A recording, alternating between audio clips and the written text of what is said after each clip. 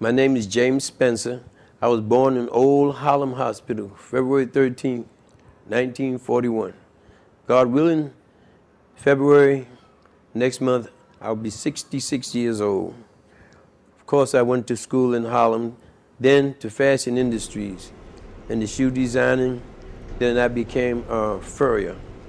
I made fur coats for about 6 or 7 years and worked in the fur industry on 7th Avenue. And from a family of 13, poor family of 13.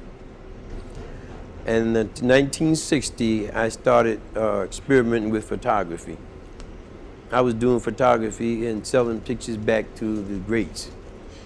When Cassius Clay, yes, he was Cassius Clay back then, was training for a fight, I believe it was Sonny Liston, I was walking with a crowd of maybe 400 or 500 people, 125th Street, and I took some pictures. I was having them made up this size, very small, of course. I wasn't developing at the time. I was just shooting and putting them in the shop.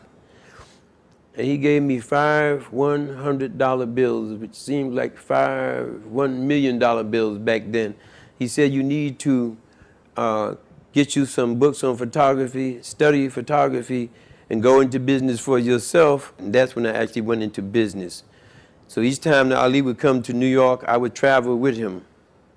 In 1970-something, I was introduced to James Brown, the godfather of soul.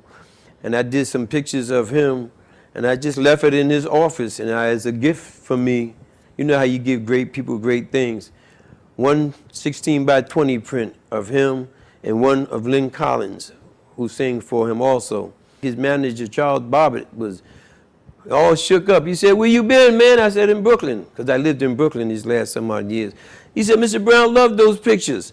He said, come down to the office tonight, and you know, we want to talk to you. So I went down there. I didn't know he had an album coming out called the Goodfoot Album. He was going to be at the Apollo Theater for a week.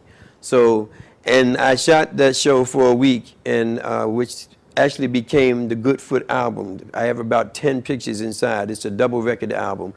That's the first thing that I did for James Brown, and then I started traveling with him off and on as his personal photographer. You know, when he sang the Goodfoot, I've seen enough of his shows before the album came out to know at a certain point he does a split.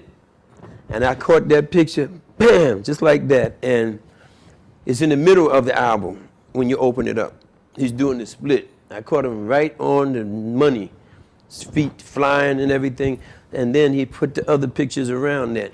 I had 2 very bad dreams about James Brown. One about 2 months ago. And that he was cold, he was wet, and I dreamt that he was on my side of the room, the bed, but standing up, with a black shirt on with gold metallic stripes in it. And he might have had a blanket kind of around him, but he was sad. And I woke up, it was very vivid, like he was there. And then I had the dream a week before he died, the same exact dream, and I saw nothing different.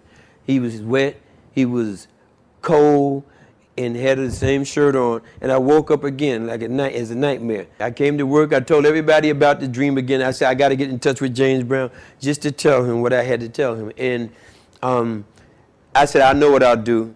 I'll surprise my wife and daughter for the first time in maybe, I don't know how many years, go to B.B. King's, just buy tickets, go to B.B. King, which Brown's supposed to perform that New Year's Eve, and just watch the show, bring them to the table, introduce them to my wife, Charlene, who we hadn't met before, and reintroduce them to my daughter and take some pictures. And then get them on the side and tell Mr. Brown, I had a very bad dream about you, that you had died, was going to die, and just take care of yourself.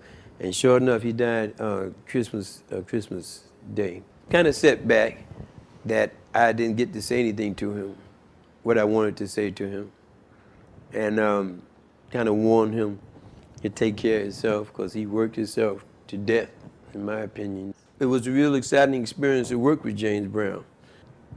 So it's a real experience, he was always teaching people. He was always trying to make a difference.